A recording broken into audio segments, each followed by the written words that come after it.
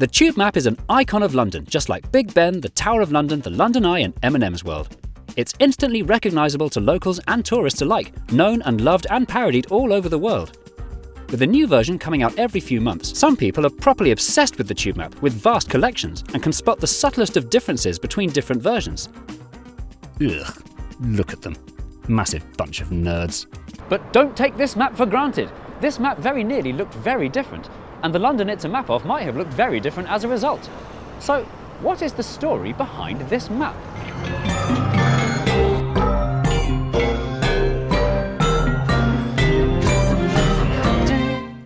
In the mid-19th century, when privately run underground railway lines first started popping down all under London, the only maps of them available were the ones published by the private companies themselves, showing their own services in clear bold, and rival services, if they felt like it, in narrow, faint lines they didn't want you to notice.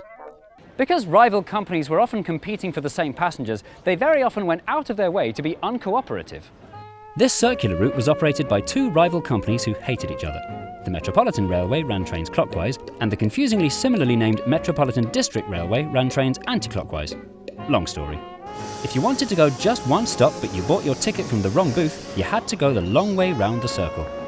And there were plenty more examples of uncooperativeness where this came from.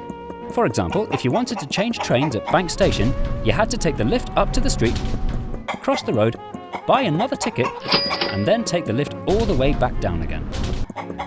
London's underground railways could have been so much more useful and attracted so many more passengers if they were all run together as a coordinated system. But it would take someone with a colossal bank account to make that happen. Fortunately for Londoners, in 1902 that someone came along, in the form of ambitious American railway tycoon Charles Tyson Yerkes, who had a colossal bank account, a colossal moustache, and a wife called Gutteridge. This is my wife. Go on, tell him your name. Gutteridge. Charles's very American idea was to run a railway network, a group of lines stretching in all directions across the city, where with one ticket you could start your journey on one line and end it on another. So he set up a company called Underground Electric Railways of London, or UERL for short, or UERL for shorter. With all the money he'd piled up, he went on an underground railway shopping spree, including 4 lines that hadn't even been finished yet. By November 1905, Charles Yerkes was the proud owner of the Charing Cross, Euston and Hampstead, Metropolitan District, Great Northern, Brompton and Piccadilly, Baker Street and Waterloo Railways.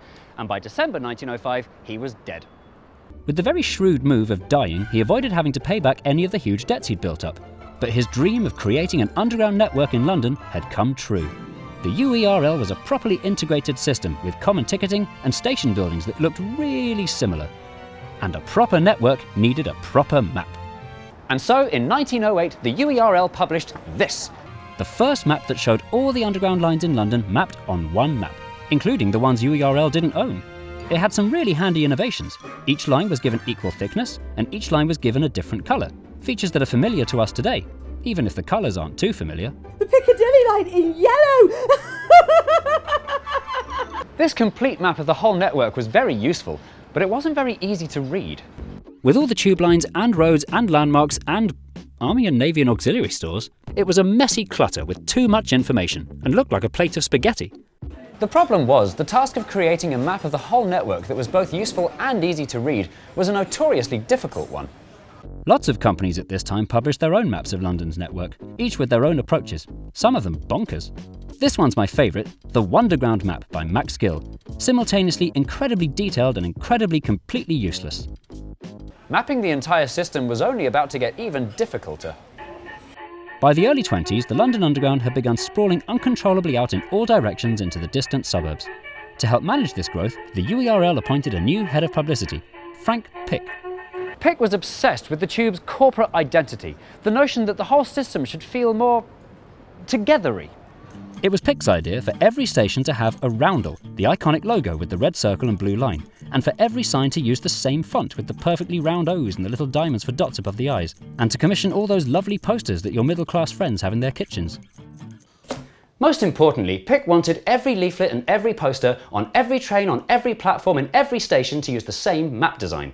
And so, in search of the perfect map, Pick turned to a designer named, altogether now, Frank Stingemore. Frank Stingemore's map from 1924 used the River Thames as a geographical reference and nothing else. No roads, no landmarks, no nothing. Just a plain beige background.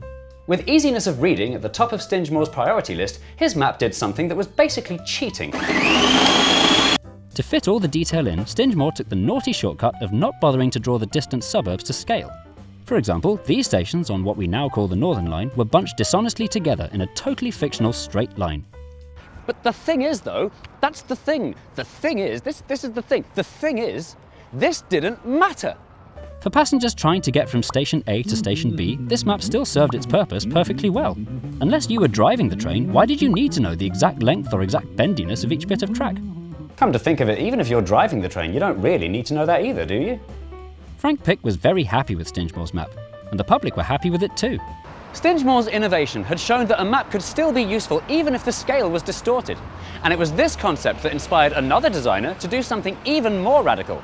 And his name was... Is it Harry Beck? It's got to be. It wasn't last time. I think it's Harry Beck. Should we say Harry Beck? No, it's not Harry Beck. I think it is this time. Let's say Harry Beck. Henry Charles Beck, known as Harry to his no friends, was a 29-year-old technical draftsman working at UERL. It was his job to draw up diagrams of the tube's signalling systems. And then it wasn't his job anymore when he got made redundant in 1931. Harry must have really missed his old job, because after leaving the UERL, he spent his spare time working on an extremely nerdy work-related project. He nerdily imagined what it would look like if all the stations on the London Underground were represented connected like in a circuit diagram. He'd seen strip maps of individual lines that totally ignored geography. How hard could it be to combine them all together? While Stingemore's approach was to be a little bit naughty with scale, Beck's approach was that scale could absolutely go itself.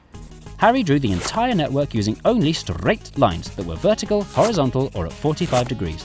Here's one of his rough drafts where he rubbed out lines and replaced them with straighter ones. When he finally finished, it looked like this, an elegant, colourful design, with the stations in central London spaced evenly apart and the suburban stations bunched up close together. No opportunity was missed for symmetry, equal spacing, and parallelity. If you compare his design to a scale map, you can see just how not to scale and frankly mad it was. Harry's so-called journey planner was not a map, it was a diagram. But for the very specific job it was trying to do, a diagram was better than a map. By totally ignoring the concept of scale, he was able not only to fit all the stations in, but to make it much easier to read than Stingemore's map. It also gave the impression of a cohesive, comprehensive, coordinated, connected system. It also looked awesome. Harry was very pleased with himself, and a thought occurred to him. This should be the official map for London transport. Frank Pick is going to love this. And so, later in 1931, Harry marched back into the offices of the UERL, which was now called London Transport, to show his diagram to Frank Pick. But Harry was wrong. Frank Pick didn't love Harry's map at all. Pick refused to publish Beck's map on the grounds that it was inaccurate and that the public wouldn't understand it. There was indeed a disadvantage to the scale-free approach. Some stations looked much further apart than they really were, which might make tourists crowd onto the tube for needless journeys, such as Queen's Road to Bayswater, which you can easily do on foot in 19.19 seconds. But Harry Beck was convinced that his design was the future of the London Underground, and tried several times to persuade Frank Pick.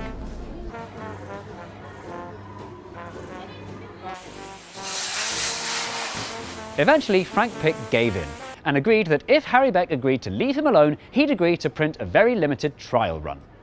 A small handful of copies were printed and sent to a small handful of stations, with an apologetic cover saying, "A new design for an old map. We should welcome your comments." To the surprise of Pick and the "I told you so" of Beck, the comments they welcomed were overwhelmingly positive. The public seemed to have no trouble understanding Beck's concept. They blooming loved it. In 1933, Harry Beck's diagram officially replaced Frank Stingemore's map as the standard journey planner, used on all leaflets and all posters across the London Underground. Harry Beck had done it! But little did he know, things were about to go very, very wrong for him. Want to find out more? Stay exactly where you are and wait for the next dose of Unfinished London.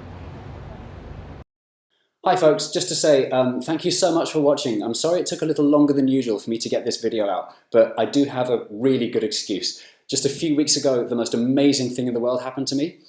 I downloaded Surfshark VPN. Surfshark VPN is an app and browser extension that encrypts your internet data and allows you to safely browse the web through more than 3,200 servers in over 95 countries around the world. Having Surfshark completely changes you into an internet user from another country, so you can view streaming services and discounts and all sorts of other things that might not be available in your country. That's why I've spent the last few weeks staying up all night binging TV programs that you can't normally watch on the British internet. Surfshark lets British people watch American Netflix, German people watch French Amazon Prime, Canadian people watch Mexican Disney Plus, and any other combination you can think of. And speaking as a Surfshark user, I know the importance of safety and security, which is why it's deliciously reassuring to know that using Surfshark has the added useful benefit of keeping your IP address hidden, keeping your data safe and private, so you can switch it on whenever you don't want to be tracked by advertisers, trackers, or hackers. And as your home fills up with new technology, you can rest assured that Surfshark lets you use one account on an unlimited number of devices. So, if you want the unbridled joy of Surfshark VPN for yourself, simply click on the link in the description below and use the code JForeman to get 83% off Surfshark plus an extra 3 months for free.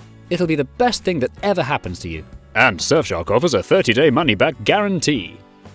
Honey, the baby just said his first words. What were they? He said Surfshark offers a 30-day money-back guarantee. Does that effectively make it a free trial? Yes, it does. Aww. So go on, make the most important decision of your life and download Surfshark VPN today. Ah, who's a useful and affordable little VPN? Surfshark is! Yes, you are. Yes, you are.